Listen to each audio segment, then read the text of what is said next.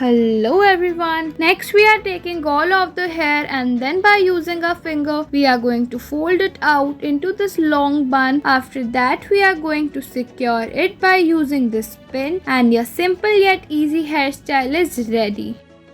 Next we are using this tool for folding our ponytail once like this. After that taking all of the remaining hair, folding it again into upwards and then your bun is completed. At last we are going to secure it by using this pole clip.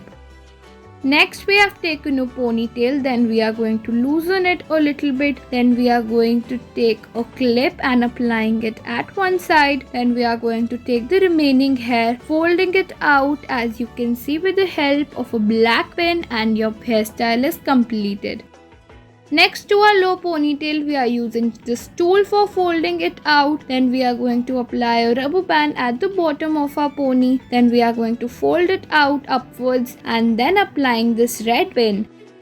Let's move ahead towards the next one. Here we've used a black color rubber band on some hair and then again at the bottom of the pony, then making a space in between, folding it out into a simple bun. After that you can apply any kind of clutchers or accessories to it and it is ready.